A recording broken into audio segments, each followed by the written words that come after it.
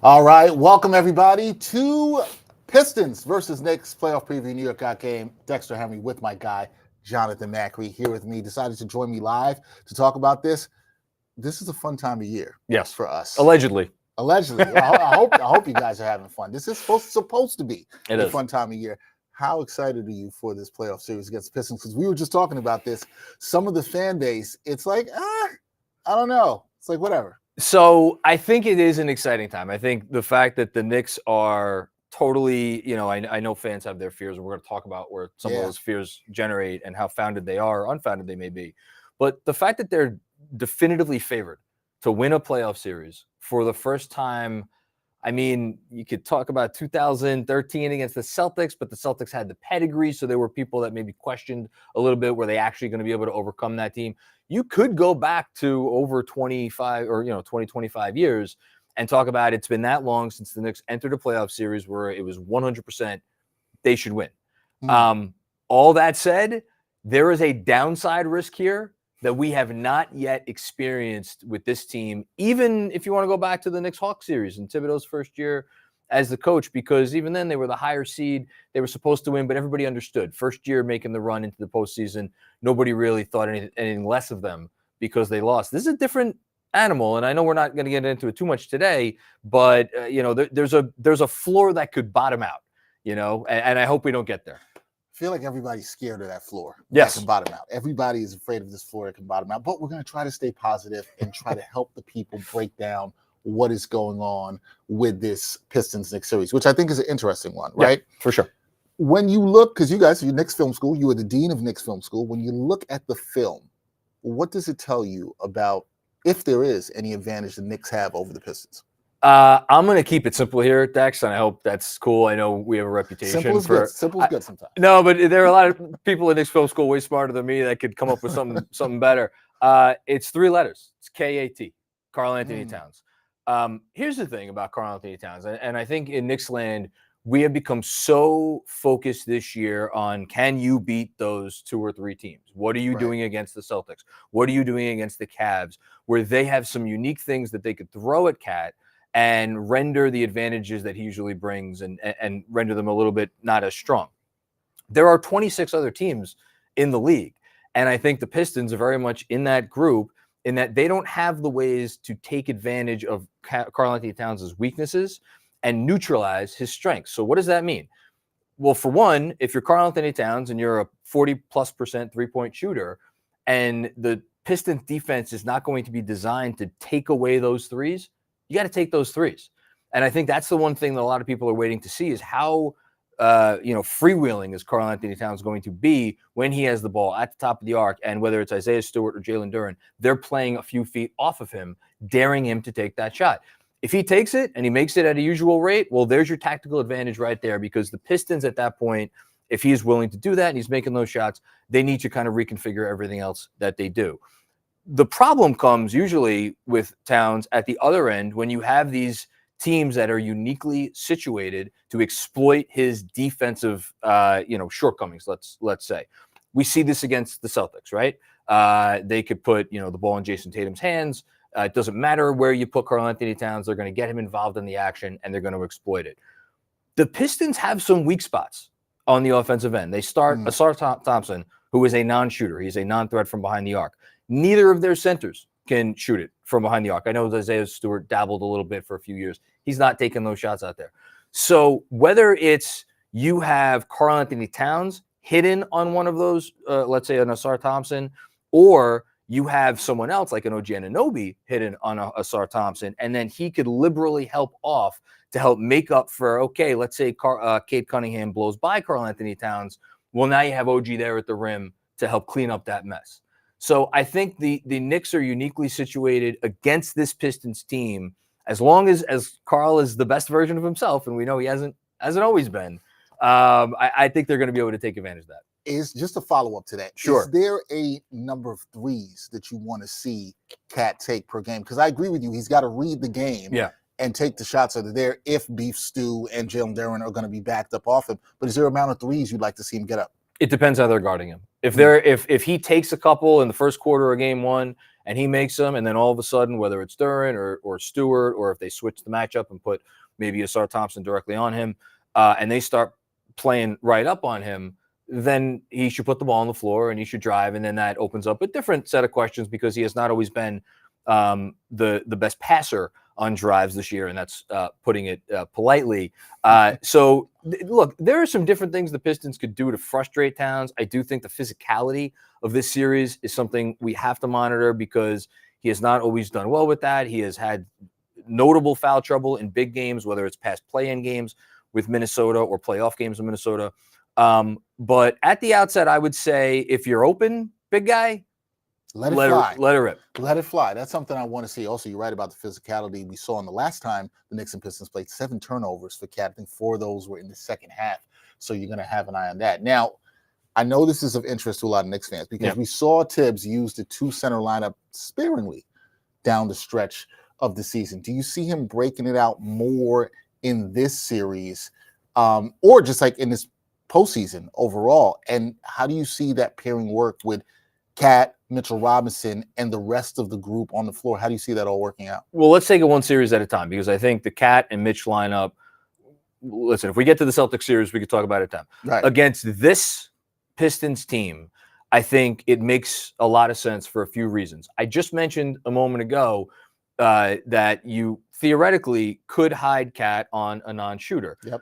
That is not something the Knicks have done much this year. When Cat goes out there, he is usually guarding the opposing center pretty much exclusively.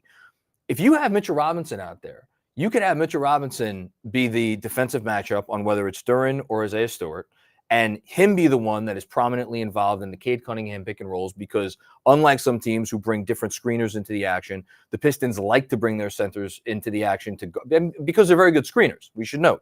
So in that situation, if you hide Cat on Asar Thompson, you could have him kind of playing a bit of a rover role.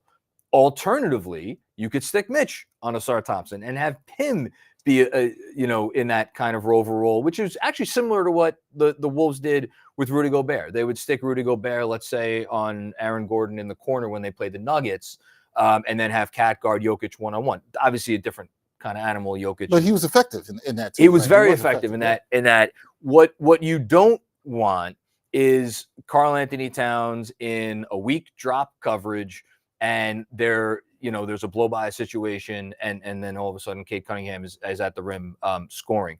So I think having Mitch in there helps that. On the offensive end of the floor, again, the numbers have been great. We're talking about 90 non-garbage time possessions total the whole year, according to Clean and Glass. That's nothing. So take all the numbers with a grain of salt.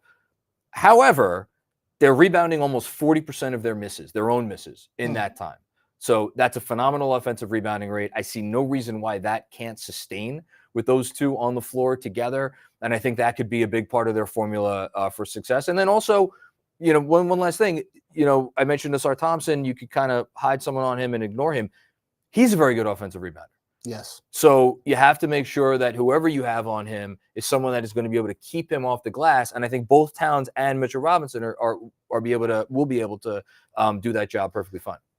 I'm very intrigued to see how many minutes, if Tibbs uses this in the series. And then the other thing is, it seems like it would help a lot in terms of defending Cade Cunningham. Yes. As you said, getting Mitchell Robinson, who's a little bit better suited to be in those actions with Cade Cunningham, seems like it should help a little bit. Now, I got to talk about your boy. Oh, boy. You know who your boy is. I mean, I have a few boys on this team, but yeah, let's go. Josh Hart. Yeah. The three-point shooting has been a concern from a spacing perspective with this team. How crucial is it that he hits threes? Not even hits them, takes them in this series. We saw how beneficial that was last year against Philadelphia. Changed the series. It changed the series, right? Yeah. How beneficial is it for him to shoot these threes, let them fly, and hit them, especially against a team like Detroit that does not get up a lot of threes themselves? They don't. And look, with Josh Hart, it's all above the neck. It's about what is his level of confidence. And if he is not shooting those threes with confidence, I'm not sure how much that actually helps the Knicks. But regardless of whether he's taking those shots or not, what can happen is you can't have the ball swung to Josh Hart and it's a record scratch where he just holds on to the ball and nothing happens, because that allows the defense to reset. Whatever advantage that you've created immediately dissipates. So whether he's shooting it or not, I want Josh Hart on the move. I want him cutting. I want him forcing all the members of the Detroit Pistons, not only whoever's guarding him, to pay attention to him at all times. Now, where I think this could get interesting is one thing the Knicks have done, and they've done it very, very well, is when Josh Hart's on the floor, they bring him into the action. And that's a way of making sure that the opposing team can't really ignore him. And that goes for if Jalen Brunson has the ball in his hands. We've seen that when Mikal Bridges is leading the offense when Brunson was out. They went to that Bridges Hart pick and roll repeatedly down the stretch of the Portland Trailblazers game, which they won in overtime. What happens if the Pistons decide, okay, we're going to put Cade Cunningham on Jalen Brunson to take advantage of the cross-match potential there, so then when they're coming back down the other end of the floor, Brunson maybe is stuck on Cade. And we're going to put Asar Thompson, who is our best defender, certainly best wing defender, on Josh Hart. That allows Asar Thompson, because again, they're not worried about Josh Hart shooting the ball, to go roam and mess up things elsewhere. And he is a phenomenal player off the ball at generating steals. And then if you bring Josh Hart into the action to screen, well, all of a sudden, they're going to switch that like willingly, because guess what? You just get Asar Thompson now on Jalen Brunson. That's what they want. So right. I would guess that is going to be what the Pistons do out of the gate. And it's going to be up to the Knicks, whether it's through some pre-screening actions to try to figure that out. And like you said, it may just be up to Josh to take a few threes and at least make them think about it. That's it. That was my thing last year, starting the playoffs. You know, you wanted to see him shoot these shots. I think fans wanted to see that. I wanted to see that he was able to execute that, let it fly, and obviously hit the shots. I just think he's got to be willing to take it. Even more what you said, he's got to be willing to do something. It can't be stagnant. It can't be, I think you said, record scratch. Yeah. It can't be that kind of moment for him. That's not what you want to see. But let's all talk about Cade Cunningham. Sure. Yep. He is the player that Knicks fans are definitely looking at. How can the Knicks stop him, right? So when you break down the Cade Cunningham tape, what stands out to you in terms of how the Knicks should defend him, right? You know, you can't stop a superstar like him, but how can you slow him down? Who needs to be the primary defender in the matchup against Cade Cunningham? So I think you want to start with Mikal Bridges. And I understand that that's going to be a controversial Some people statement. are going to say OG Anunoby. Yeah. So to me, a player that's as good as Cade Cunningham, and we're watching a clip right here with Mikal Bridges on him. And one of the reasons I like Mikal Bridges is he has length. And Cade Cunningham, he lives in the mid-range. The thing with Bridges, and if he does get this assignment, he needs to stay connected, because even if Cade beats him off the dribble, which you're seeing him do on a play right here, Bridges has the length to contest that shot once it gets to the rim. And the thing with OG, if you put OG on him to start and Cade figures that out within the first couple of games, well, Mikal Bridges isn't going to seem like as strong of a pivot as opposed to the other way around, where you give Mikal the shot to start off, and then if that maybe doesn't work out as well, you pivot to OG, and it's it's like if starting with OG, it's like if you could dodge a wrench, then you could dodge a ball. Starting with Mikal is the other way around. The other thing that I think the Knicks need to do is anytime, whether it's Karl-Anthony Towns is brought into the action, whether it's Jalen Brunson is brought into the action. And you'll see another clip here with Ariel Hukporti, who I know is not going to be playing in this series. They have to be good with the hedge and recover. So when you're getting someone else, again, whether it's Brunson or a big, you have to be able to jump out and to wall off Cade's initial attempt at penetration, give the initial defender, the original defender, whether it's Mikal, whether it's Deuce, who I think is in the other clip, time to recover, and then make sure once you get that initial hedge, once you stop the penetration, fly back to your man that you were originally guarding, as opposed to meandering back. So in this clip, like Hukporti does a great job of that and gives Deuce time to recover, and he puts up a nice contest. The other thing that I would say about Cade, and you saw both Deuce McBride and Mikal Bridges do a good job of staying attached in these clips. Yes, definitely. I don't think you can fear the pull-up three like the Knicks have to when they're playing, let's say, a Donovan Mitchell or a Jason Tatum, or even a Trae Young. Cade Cunningham this season against the Knicks went 7 for 15 on pull-up threes. It's obviously a phenomenal number. He's a 33% pull-up shooter this season on the whole. I think you trust the larger sample size. I think you trust the regression to the mean. And I think, again, with a player this good, you have to pick your poison. So I think you want to give Cade, you want to wall off the penetration, stay connected once he's inside the arc, but don't put yourself in a compromising position because you are so fearful of him pulling up from behind the arc because the numbers just don't justify it. The numbers don't justify it, which makes me wonder, will the Knicks actually give that to him? Right? Will they back up? If he's coming down in transition, will they back off a little bit, say, hey, that's a shot we might let prove you that take. You can make it. Right. Yeah. Prove to us that you consistently can make it. enough. Yeah. So we got to talk about X factors because that always comes up in these playoff conversations. Who do you think is the X factor for this Knicks team that maybe fans maybe not thinking about, maybe it might not be obvious to the casual fan here? Is it OG's defense? I know that's what you talked about, how Mikal Bridges could be key on Cade Cunningham. Is it OG? Is it Miles McBride off the bench and his bench minutes? Or is it something else entirely that could be the X factor here? Can I give you three? I was asking for one, but we will gladly take three. I want to start with Bridges, not on the defensive end, although I think he's going to be very important on defense, obviously, because I do think he's going to get the key assignment out of the gate. Okay. But if you look at the Pistons and their starting five, or even just, they're always going to have a weak defender on the floor, whether it's Tim Hardaway Jr. or Malik Beasley. So do the math. You're not going to put one of those guys on OG Anunoby because OG has either of them by 50, 60 pounds. You're not obviously playing one of those guys on Brunson. You're not putting one of those guys on Karl-Anthony Towns. You could say, all right, well, maybe we hide one of those little guards on Josh Hart. One, you're opening yourself up to some real issues on the boards, trying to wall off Josh Hart on the offensive glass. And then all of a sudden, makes it very easy for the Knicks to bring Josh Hart into the action as a screener, because then you're just going to generate that switch, which is what the Knicks want. So by default, one of those guys is probably going to be guarding Mikal Bridges a lot. And if you're Mikal Bridges and you are going up against a team where you have a small defender on you, and if you bring in Karl-Anthony Towns or whoever the center is into the action, the Pistons are going to probably play drop coverage. That's a combination that Mikal Bridges can exploit. And we've seen him do that against this Pistons team this year. He has had phenomenal numbers against Detroit this season, better than anybody else on the team. So he's my number one X factor. And then the other two, I'll say, Mitchell Robinson, this may surprise people, specifically on the defensive glass.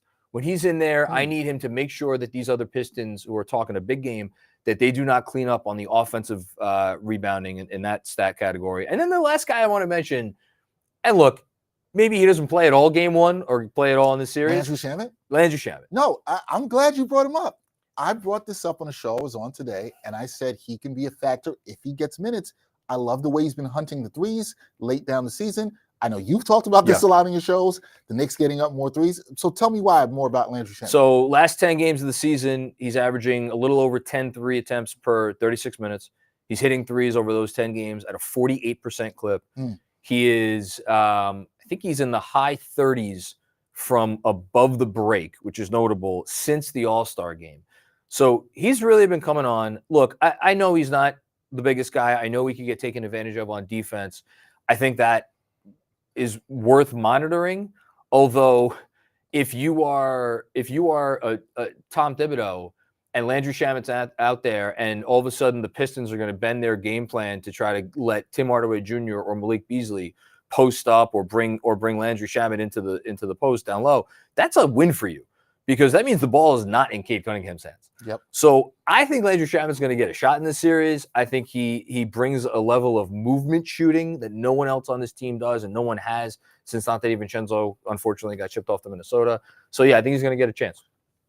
In saying that you think he gets a chance, do you think Tibbs plays a 9-man rotation in this series? No, I think no chance. I think it's an 8-man. I guess I don't know if this is a hot take. I don't think Campaign is going to be in the initial rotation. That's very interesting to see if Campaign does get minutes in this series. We'll keep an eye on that. I know the minutes police will absolutely be watching that. Now, it's the playoffs. The minutes police, they could sit. Oh, they take no breaks. Oh, they take no breaks. True. That all. This is true. They will be out in full force here. Now, the Knicks 3-point defense. Yep. Been, to be nice, been leaky at times. Yes. This season. How much of that is a concern against this Detroit team, and what adjustments do they need to make in terms of their three-point defense? A Detroit team that doesn't get up as much threes. I think only averaging 1.4 more threes than the Knicks get up per game. Yeah. So is the Knicks three-point defense a concern for you here? Yeah, Detroit's bottom third of the league in terms of three-point frequency, and they're about average in terms of three-point makes. I think if you're a Knicks fan who's watched the Detroit games this year, you're probably very frightened because the Pistons in those 4 games have hit 41.3% of their threes against New York, which is a crazy number because for the season they were only at 36%. So they shot about 5% higher. That may not sound like a lot. It's a massive difference, and you could argue it swung a couple of these games. I think if you're the Knicks, you just got to know who you can leave and who you can't. You know, if you have to help off of a Tobias Harris, or again, if Cade Cunningham gets a few shots up, although he's better on catch and shoots than pull-ups, you know, or if Isaiah Stewart decides to hoist a three or something like that, you could live with those things. You know, if Ausar Thompson wants to fire away, please let him. Ron Holland, to the extent that he's going to play. You cannot give up open threes to Malik Beasley, and to a lesser extent, Tim Hardaway Jr., but Malik Beasley was the best three-point shooter in the league this year. He had one of the best three-point shooting seasons in NBA history. It's not hyperbole. He was incredible. So whoever gets that assignment, and this is where it's tough because I talked to you before about Jalen Brunson, the necessity when he is brought into the actions, if he's going to hedge and recover, he has to fly back out to his man. Well, a lot of the times his man is going to be Malik Beasley. And Malik Beasley he's not just going to stand still and wait for someone to come get him. No, he's going to keep moving around. He's going to make life tough on the Knicks. So I'll say that the thing that the Knicks need to do better than they've done all year is communicate and be connected. Because if Brunson can't make it back to him and then someone else needs to recover, well, then that person needs to be there. Even if it means leaving one of these other, less threatening Pistons. And we're going to see, it's been 82 games. I don't think we've seen a stretch from the Knicks defense that we could call, above board. Yeah, that's fair. No, that's fair. I mean, better late than never. I hope we see it now. Some people may go to the 9-game winning streak back in December, but the competition they were playing was not the greatest. It was not. I would agree with that. I think the defense still has a lot of work that they can do. All right. So I know you're like me in that when game one comes, I'll be sitting right here for game one. But when game one comes, you're going to be sitting down. I know you with whatever beverage you'll be having. You got your probably start off with some water. Some water is good. Good. Stay hydrated. That's good. There it is. With your notes, I know you take notes like me during the game. You're going to be watching what's going on. But when you know this, especially in playoff games, first 6 minutes of a game, they're key. You want to see what energy the team comes out with. You want to see what energy the opponent comes out with. So what will you be looking for in the first 6 minutes of the game that will tell you that, hey, the Knicks are locked in here or they're in a world of trouble? The connection on defense, the communication on defense. Are the Pistons able to generate open shots? Is Cade able to get to the rim? Is there an uncontested lob or something to a Jalen Duren? They started the last game against Detroit. And it's funny because they were ahead for most of the game. It was a completely unserious effort by them out of the gate. We could look at some plays that were laughable. And if I'm going to get even more specific, I'm going to go back to where I started, and it's Karl-Anthony Towns. Because the difference between an engaged Karl-Anthony Towns on defense and I'll again politely say a version of him that is less than it fully engaged, I don't know that there is a bigger gap between those two things for any premier star level player in the NBA. And I don't think it's because Karl-Anthony Towns doesn't care. I don't think it's because he's lazy. I don't think it's any of those things. There's just some times where he comes out and it's something, the light bulb isn't on. So I want to see how engaged he is, in particular on the defensive end. And yes, is he willing to take the shot if it's there and all those sorts of things? Is he going to let the Pistons get him involved in whatever kind of, games that they want to play and to some extent mind games, but that sort of stuff. My eyes are focused on him. I think they should be. I think it's a big series for Cat. Yeah. I think Cat has to be engaged on both ends. I, like you, am worried a little bit about the foul trouble issues that we've seen from him in the playoffs. Now, last year in the first couple of rounds, he did a pretty good job of that. He was on the floor and available for the Timberwolves, and that's something you need to see from him here. All right, we went through a lot here, and we've got a little bit of time before Stefan Bondy, who's going to join us as well, too. we talked about the vibes around this team and the fan base. Yeah. But with all that being said, what's your prediction here? What are you going? Because some people, whether it's media, fans, content creators like yourself, will say, all right, this is a tough Pistons team. Yeah. Knicks are in a little bit of trouble here. What's your vibe? What's your prediction for the series? I've thought about this a lot. I have too. I was a little surprised though one too. This week. And I keep going back to the same thing, which is that if the Knicks come out and they play up to their capabilities, which is to say that the talent that is on the roster lives up to the billing and lives up to, you want to say on the back of their basketball cards. Because any objective observer, and I did a draft with Fred Katz on the Knicks Film School podcast this week, in which we drafted the most impactful players, in terms of how their impact would be on the series in order. And 4 of the first 5 picks were Knicks. And I don't think anyone would disagree that is the correct way to do it. But we have, through 82 games, not seen this Knicks team, the kind of like the rising tide lifts all ships. That hasn't been the case. They have the whole has not been greater than the sum of the parts. And so is it fair to expect that now that is going to change?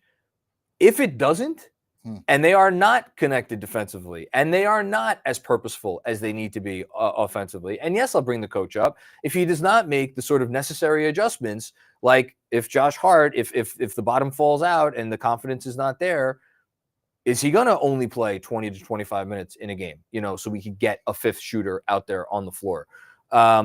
These are all valid questions. And I think if those questions get answered in the negative, this could absolutely be a 7-game series. And it's a series the Knicks could lose.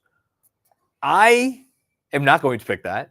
I didn't think you were. No, I'm not. I think it would be I can't decide if it would be arrogant to pick Knicks in 5. There was a part of me that thinks, based on the body of evidence that we have, not really specifically like the last 3.5 months, because if you look at the numbers, these two teams are either identical or the Pistons have been a little bit better for 3.5 months. That's more than half the season. So I do feel like that would be a little arrogant. I don't know.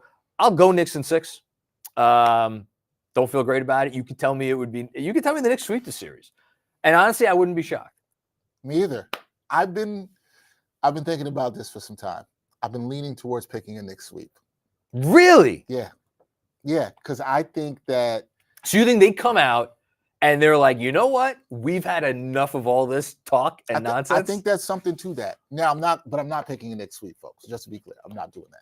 I thought about it a lot. I do think the Knicks are motivated. I do think they've heard some of this talk. Detroit's going to give you... I do think there's a little motivation here. You know it. But I'm going Knicks in 5. So I'm going to be arrogant. Here. I'm picking Knicks in 5. Do you think I'm tripping for this? No, I don't, because if you just look at the talent, Knicks in 5 is easily the fairest pick. Yeah.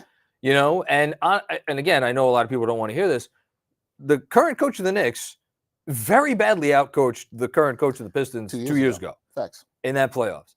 And it'd be one thing if you were sitting here and we were looking at let me even make it simpler. Yeah. If we were sitting here and we were talking about Knicks versus Celtics, where it's very obvious that the potential advantages that the Knicks have on both sides of the floor are either neutralized or superseded by the advantages that the Celtics bring to the table. Right.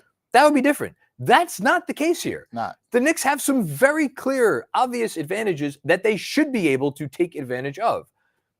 It's merely a question of how much faith you have in this team after what they have showed us over 82 games, that they are going to do the thing that they are supposed to do. For you to sit here and be like, yeah, I think they'll do what they're supposed to do. These are all veterans. These guys have been to the finals, conference semis repeatedly. They should be able to bring it together. I think they should. But, as you like to say a lot, there's a world where they don't. There is a world where they don't. We're trying not to think about this world, but there's a world where they don't. If that doesn't happen, and dare I say the worst. I was wondering if we were going to get to this. Come on. You know I got to ask it. Particularly of you. Yeah. Because people are going to put you as the president of the Tom Thibodeau fan club. I am. But if it goes wrong, J-Mac, somebody asked me today, is he on the hot seat?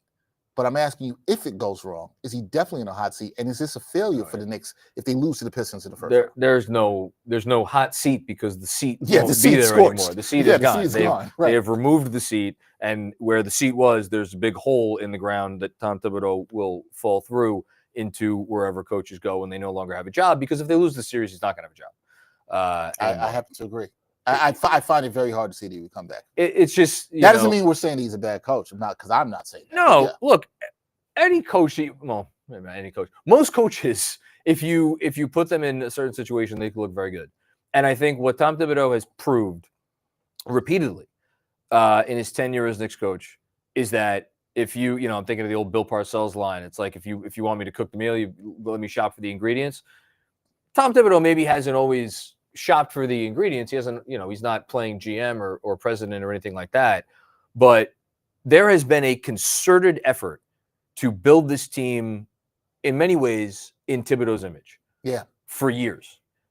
And this past summer, for reasons that maybe we will learn about moving forward, maybe it's that they thought, well, we're at the stage in our culture where we can maybe bring in someone who might not fit that mold, but are close enough that we think when we get them in here, they'll pick up what we have going on.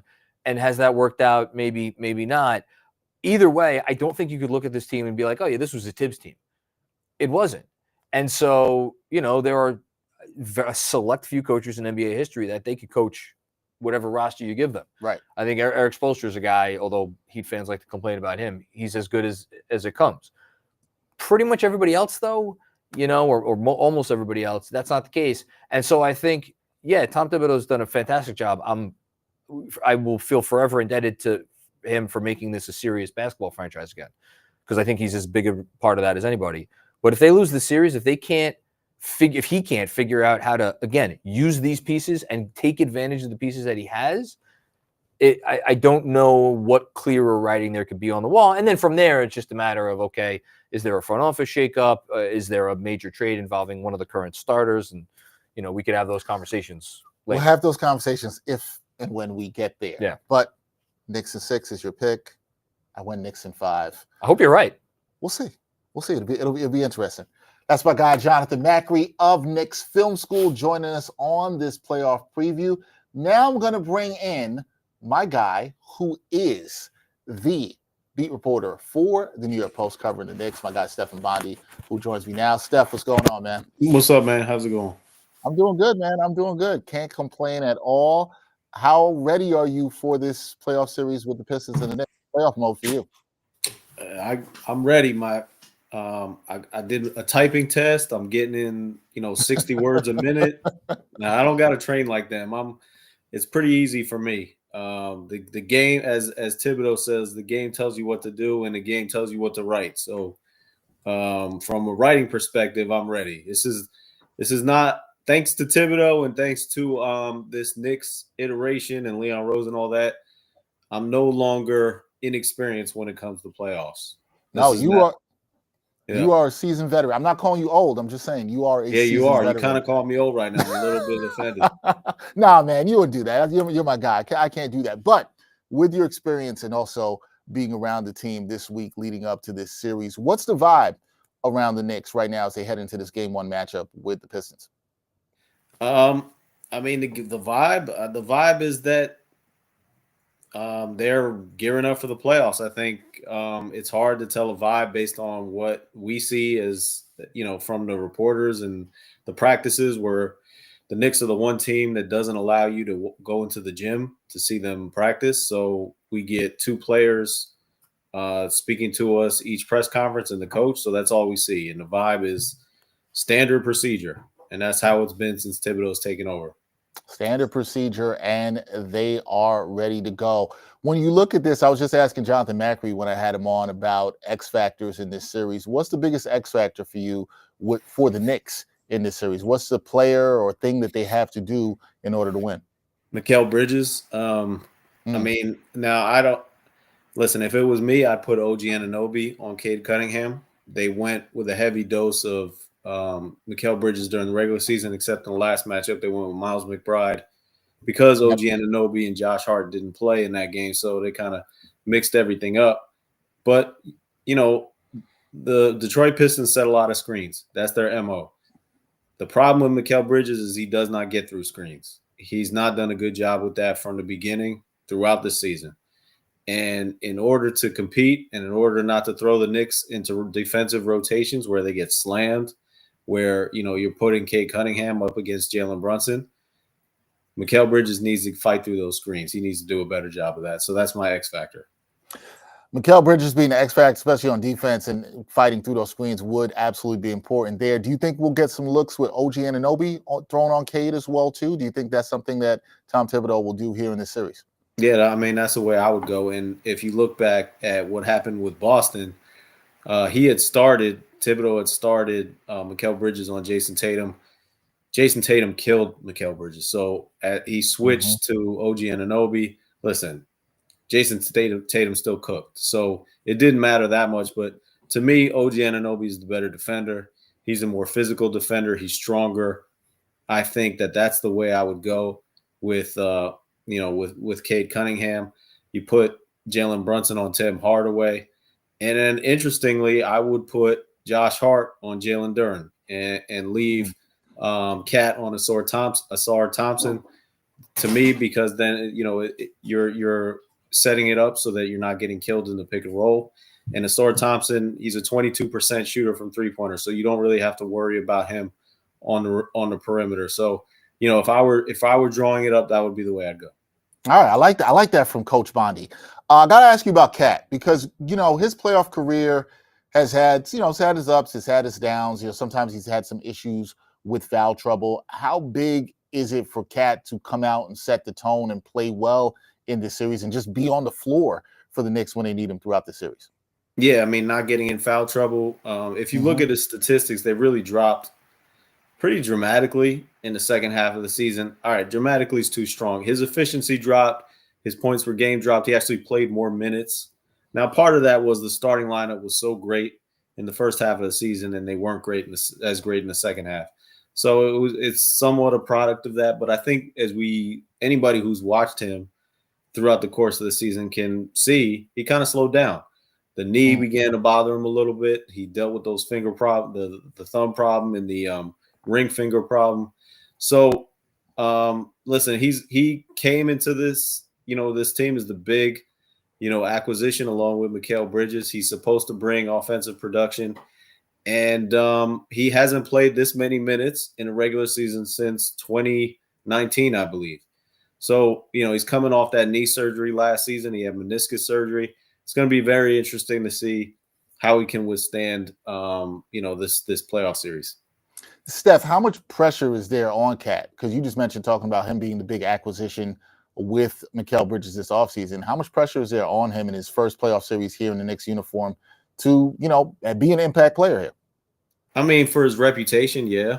But he's locked up in a ridiculously high-paying contract for a few more years. So, what's the worst that can happen? He gets traded. Right. I think Mikal Bridges is under more pressure. He's up for that extension. After the season, they traded 5 first-round picks for him. That's not his fault. But, yeah, if I were to put a pressure meter, I wouldn't even have Cat in the top 5. I'd have number 1, Mikal Bridges, number 2, Tom Thibodeau, number 3, Leon Rose, number 4, Jalen Brunson. All right, number 5 is Cat. There you go. Okay, you got him in the top 5. I got him in the top 5. I like that you had 2 non-players in there, in the coach and the front, and Leon Rose, who we don't hear from. But I like that you had him in there because I was just talking about this with Jonathan Macri. There is a lot of pressure on Tom Thibodeau in this series. I agree with you. If the Knicks don't win this series, I won't say he's on the hot seat, Steph, but things would get pretty hot for him if they would lose. It would be an absolute failure if they were to lose this series, correct? So you're saying he's going to be on the hot seat? I'm just saying if they lose, is the seat even hot? Does the seat even exist anymore? All right, so, I mean, I've seen a lot of this. Here's the thing. Nobody knows. Everybody can and listen, it makes sense logically. You see all these coaches. Mike Brown just got fired. He just signed an extension and he didn't make it through the first season before he got fired. Right. We see these coaches getting canned when you weren't expecting it. nobody knows what James Dolan. If somebody's telling you that they know what James Dolan is going to do right now, they have no idea. Right. So it's sheer speculation, and it makes sense.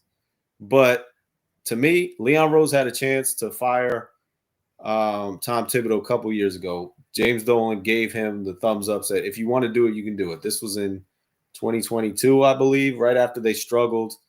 I'm trying to make sure I got that was the Kemba Walker, Evan Fournier season, correct? That was after that. It was season, the right? season after. So After that terrible season happened, and they struggled right out of the gate the season after, the first season with Jalen Brunson, and he was legitimately on the hot seat. James Dolan said, all right, if you want to fire him, you can, and Leon decided not to, and it was a good move. I don't think Leon, if he had his druthers, he would fire Tom. Obviously, if it was a him or me kind of situation, he would probably fire the coach. But nobody knows what James Dolan is going to do before the playoffs even start. So to me, it's speculation, and it makes sense because losing in the first round, it would be a disaster compared to the expectations and what they gave up for all these players. So it makes sense. But, I'm not going to sit here and say he's definitely going to be on the hot seat because I don't know. Yeah, you're right. We don't know. I do think it would be a disaster if they lost in the first round, as you said, especially with the expectations. Now, I got to ask you about this because we know that fans are going to pack the Garden for games 1 and 2, but the Pistons, as you had reported, they were trying to limit Knicks fans from packing Little Caesars Arena. So what did you make of all that happening? And just as somebody who's been a veteran reporter covering the playoffs. And that's the second time you called me old. Veteran is. Do you want me to say seasoned? Do you want? It's even I don't know worse. what's the word. I don't know what's the. I'm trying to think of a better word. All right, go ahead. I think veteran. I think veteran's a solid word. All right. All right, but what did you make of all that going on? Between the fans. We saw this in Philly last year, where Knicks fans invaded Philly and took over the arena there. What do you make of all that? And does having an advantage with your fans in the building on the road, does that actually matter here? So to be clear, the reporting that I did was just specifically from the Pistons themselves via statement. Yes. And their statement was, this is not about taking Knicks fans out of the equation. This is about keeping frauds and what are the people, the ticket brokers? Scalpers and brokers. Not even scalpers, online brokers. Right. I don't really believe that. Neither do I, just to be clear. It's a very convenient excuse. Yes. But that's what they're saying. And so I will say this. I haven't been to the Detroit arena. They moved, a few years ago from Auburn Hills to downtown Detroit. Yep. I haven't been to the downtown Detroit arena that much. For some reason, one reason or another, I hadn't actually gone till this season. So I've only been there twice, to be honest.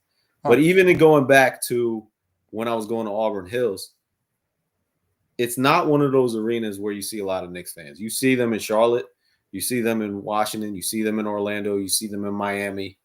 That has not been the case in Detroit. I think Detroit's more like Indiana, where we went there last year. It wasn't a crazy amount of Knicks fans during that playoff series. Those, in the Midwest, I don't see as many. So I don't know if Knicks fans were going to take over, but Detroit historically has not been one of those arenas. There's not. I'm glad you're not buying the statement they put out. I wasn't buying that. No, it didn't make sense. I'm like, so you're okay with brokers as long as they live in the Michigan area? Yeah, but everybody else is right. Everybody else is just like, no, we're not okay with that. All right. What's the biggest question mark for the Knicks team in this series, and who needs to step up and answer it? Is it Mikal Bridges or is it somebody else? I mean, I'm going to stick with Mikal Bridges.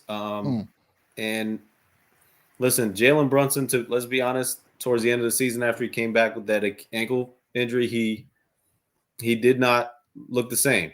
And so, I think we almost take for granted that this guy comes through when the lights are the brightest, when it's winning time and pressurized time, because he has throughout his entire career.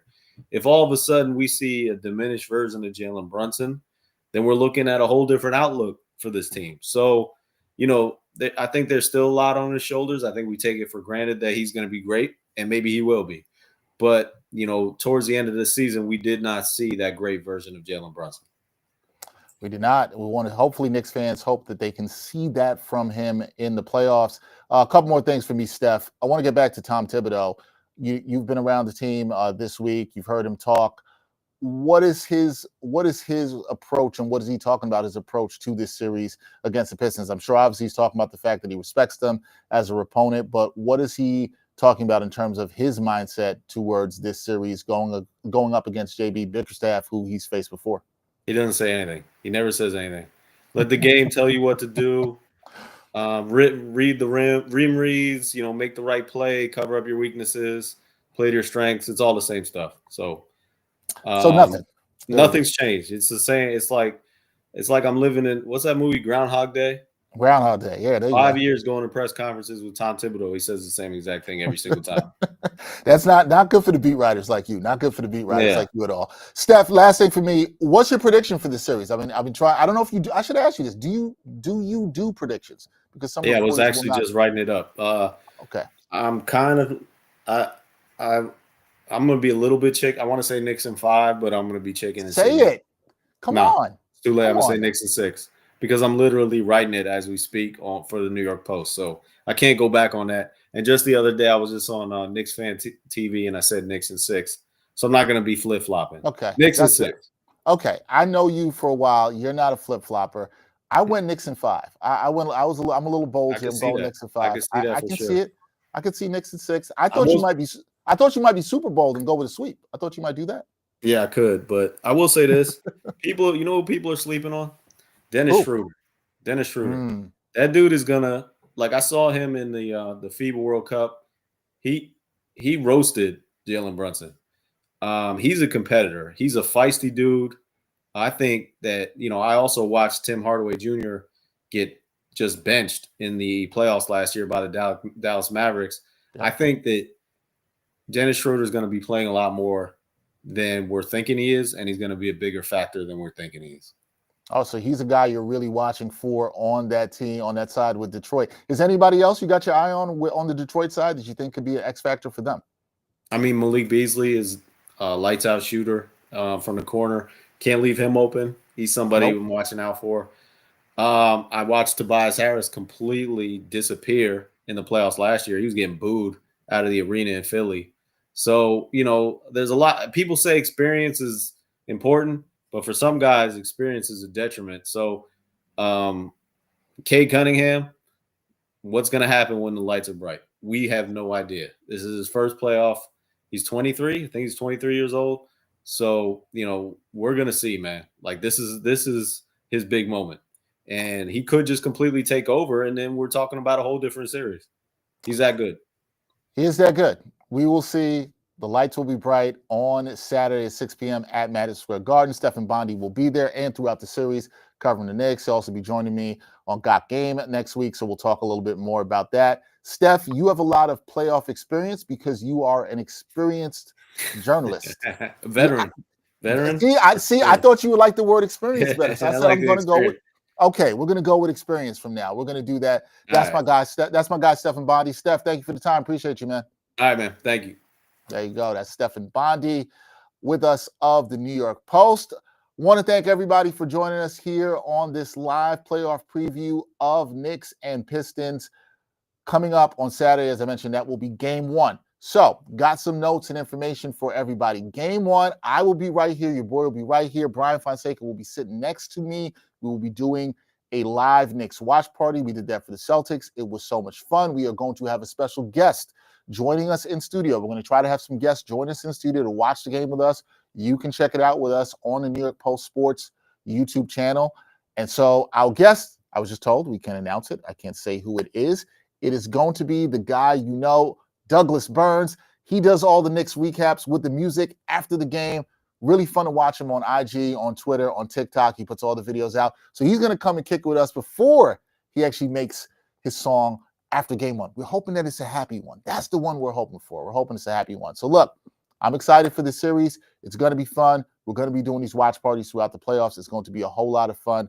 So I really encourage you guys to rock with us. Join us. If you like this episode, this live show you saw, hit that like button, hit that share button as well. And we've got plenty of more coming up on the New York Post Sports YouTube channel. I'm Dexter Henry signing off. I will see everybody on Saturday at 6 p.m. I'll be right here. Come rock with me. Peace.